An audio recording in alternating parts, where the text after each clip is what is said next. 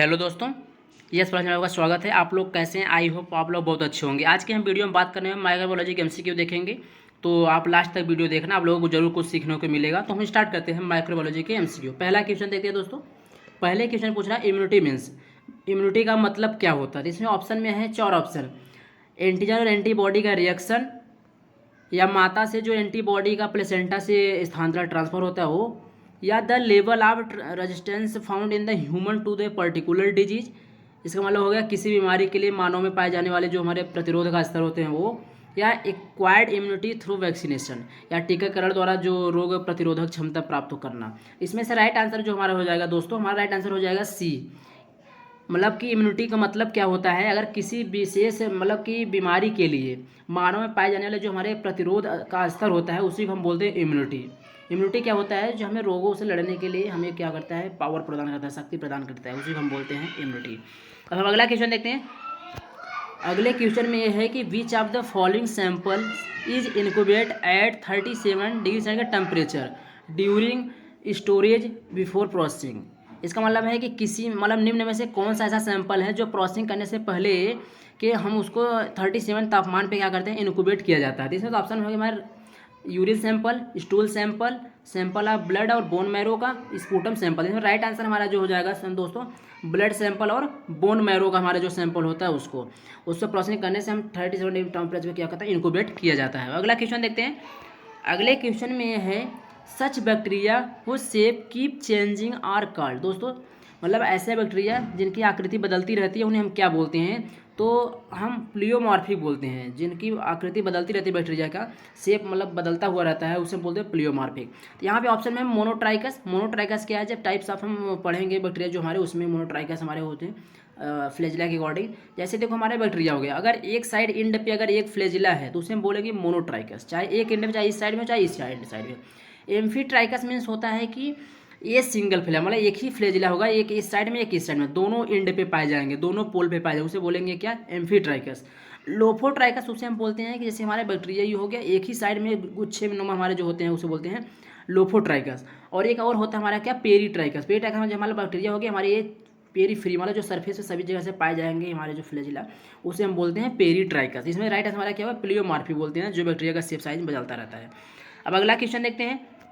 अगले क्वेश्चन पूछ रहा है कि such bacteria which have the flagellum at each end are called. मतलब ऐसे बैक्टीरिया जिसको मतलब कि दोनों एंड पे फ्लैजिलम पाया जाए, एक एंड पे इधर में, तो उसे हम बोलते हैं क्या, एम्फीट्राइकस। अभी ऊपर मैंने बताया अभी आपको, इसे राइट आंसर हमारा क्या आ गया, एम्फीट्राइकस हो जाएगा। अगला क्वेश्चन देखते हैं।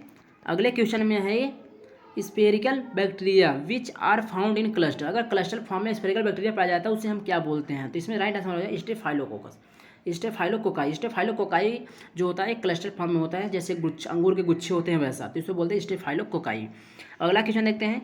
अगले क्वेश्चन में है कि such bacteria which grow well at high temperature 40 degree Celsius से लेकर 70 डिग्री सेल्सियस आर कॉल्ड। मतलब ऐसे बैक्टीरिया जो कि अच्छा ग्रोथ करते हैं 40 से लेकर 70 डिग्री सेल्सियस के टेम्परेचर पे। तो इसमें ऑप्शन में है मीसोफिलिक। मीसोफिलिक मतलब होता है कि इसका टेम्परेचर कितना होगा, इसका टेम्परेचर 20 या 25 से लेकर 45 डिग्री सेल्सियस होगा।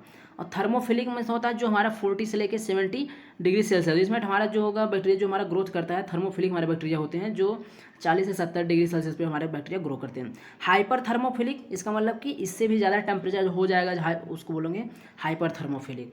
और जो हमारा साइक्रोफिलिक हमारा जो है, साइक्रोफिलिक हमारा टेम्परेचर इसका कितना हो जाएगा, 0 से लेकर के 20 लेस देन, इसके मतलब रहेगा 0 से लेकर 20 या 20 से लेस देन डिग्री सेल्सियस हमारा जब हो जाएगा उससे साइक्रोफिलिक टेम्परेचर वो बोलते हैं साइक्रोफिलिक। अगला क्वेश्चन देखते हैं। अगले क्वेश्चन में है HIV is a virus which of the following groups. मतलब HIV हमारा क्या है, वायरस है, इसमें किस ग्रुप पे पाया जाता है, तो हम लोग जान ले HIV के लिए हम जानते हैं रेट्रो वायरस के अंतर्गत आता है रेट्रो वायरस। अगर हम फ्लेवी वायरस की बात करेंगे तो फ्लेवी वायरस में हमारा क्या हो जाएगा, जैसे येलो फीवर हो गया वायरस हो गया, डेंगू वायरस हो गया, जीका वायरस हो गया, जापानीज इंसेफेलाइटिस हो गया, ये हमारे इसके अंदर है। रेब्डो वायरस की अगर हम बात करें तो हमारा किस में आ जाए, जैसे रेबीज हमारे जो वायरस होते हैं सेम उसी के ग्रुप में हमारे रेबीज वायरस हो गए। और एक ऑप्शन में हमारा है और है क्या है, हेपेंडेना वायरस जो होता है, हेपेंडेना वायरस ये हमारा किस में होगा, हेपेटाइटिस बी वायरस। अब अगला क्वेश्चन देखते हैं। अगले क्वेश्चन पूछ रहा है कि an infection acquired during a patient stay in the hospital is called. मतलब कि एक ऐसा एक्वायर्ड इन्फेक्शन, मतलब अगर कोई पेशेंट है वो हॉस्पिटल में गए, हॉस्पिटल के दौरान में अगर उसको कोई इन्फेक्शन हो जाता है, अगर इन्फेक्शन उसे होता है तो उसे हम क्या बोलते हैं, मतलब क्या है, मतलब ऐसी बीमारी है जो कि हॉस्पिटल में जाने के बाद तब उसे बीमारी होती है, तो उसे हम बोलेंगे क्या, नोजोक्रोमियल इन्फेक्शन। नोजोक्रोमियल इन्फेक्शन मतलब हो जाएगा क्या, हॉस्पिटल एक्वायर्ड इन्फेक्शन। दूसरा नाम है इसका हॉस्पिटल एक्वायर्ड इन्फेक्शन, नोजोक्रोमियल इन्फेक्शन या हॉस्पिटल एक्वायर्ड इन्फेक्शन। अगला क्वेश्चन देखते हैं।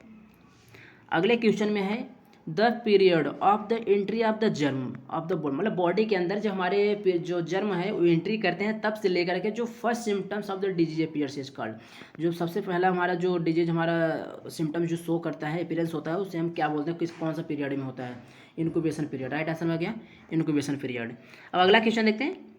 अगले क्वेश्चन में, when a patient who is the already suffering from the infection acquired another infection from the another patient in instrument, then this type of the infection is called. इसका मतलब है जब एक मरीज है जो पहले से किसी संक्रमण से पीड़ित है, किसी दूसरे मरीज या साधन से, मतलब किसी के थ्रू दूसरे मरीज वाला संक्रमण जो प्राप्त कर लेता है, इस संक्रमण को हम क्या कहते हैं, मतलब किस टाइप का हमारा संक्रमण होता है। इसका मतलब नहीं समझा, जैसे एक मरीज है पहले से वो किसी संक्रमण से पीड़ित है, मतलब किसी इन्फेक्शन से पीड़ित है, किसी दूसरा मरीज जो आया या उसका साधन, मतलब साधन से या किसी यूज करने से दूसरा संक्रमण जो प्राप्त कर लेता है, दूसरा मरीज जो है दूसरा संक्रमण प्राप्त कर लेता है, तो इस प्रकार के संक्रमण को हम क्या कहते हैं, इसको हम बोलते हैं क्रॉस इन्फेक्शन। राइट आंसर हो जाएगा क्रॉस इन्फेक्शंस।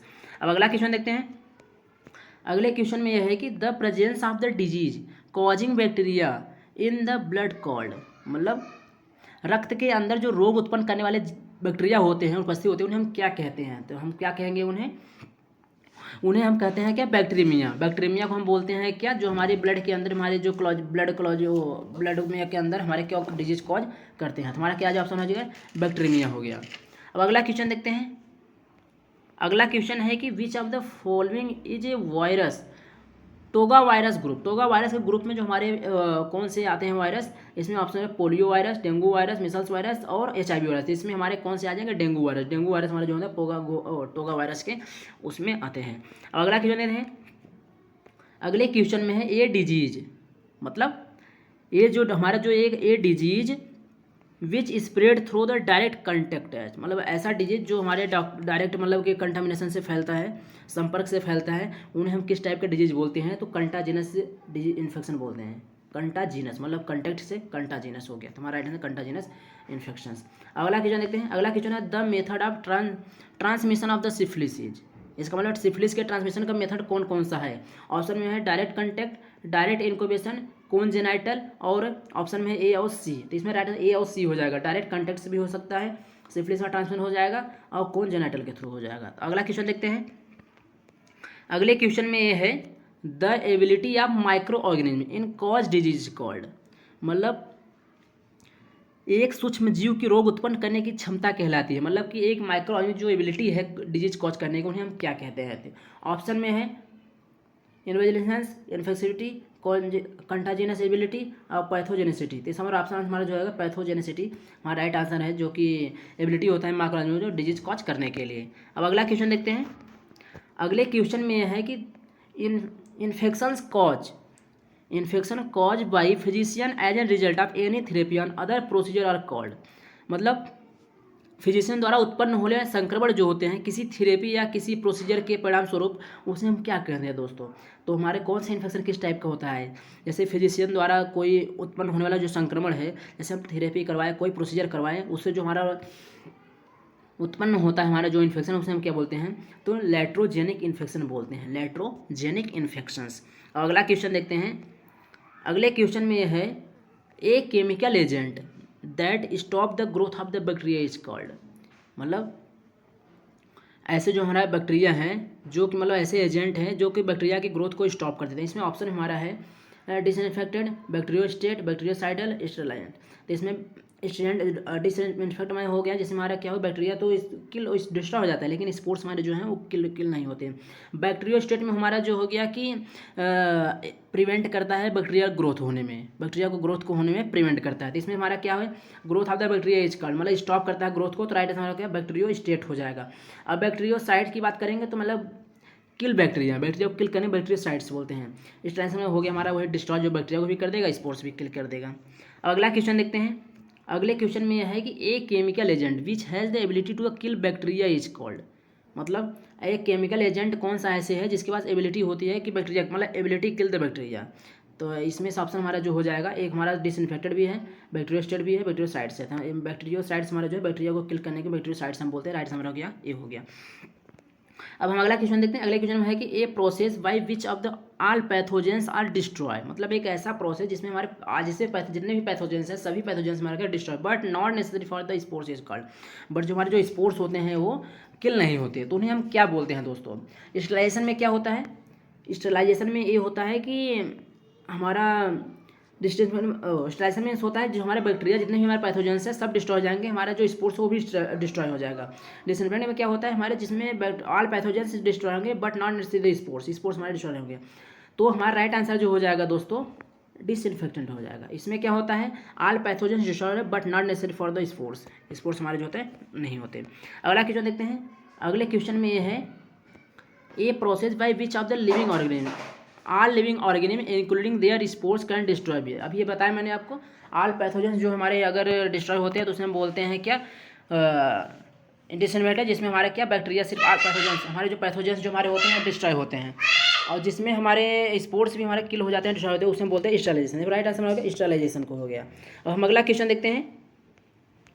अगले क्वेश्चन में है the most reliable method of installation, इसमें से हमारा जो इंस्टॉलेशन का मोस्ट हमारा जो मेथड अच्छा मेथड है जो हमारा, इसमें से कौन सा है। तो इसमें है ऑटोक्लेविंग, सनलाइट, फैकल्टेटिव ड्राइंग। तो इसमें राइट आंसर है ऑटोक्लेविंग। ऑटोक्लेविंग जो हमारा है सबसे बेस्ट हमारा इंस्टॉलेशन का प्रोसेस हमारा है जो मेथड है। अब अगला देखते हैं बीसीजी। बीसीजी क्या है दोस्तों, बीसीजी एक प्रकार का वैक्सीन है जो कि टीबी के लिए हम लगाते हैं। उसमें से हमारा बीसीजी क्या है लाइव नेटेड ट्यूब वैक्सीनेटेड। इसमें आपको बताना है बीसीजी का फुल फॉर्म क्या होता है, आपको कमेंट बॉक्स में कमेंट करके आपको बताना है। अगला क्वेश्चन देखते हैं।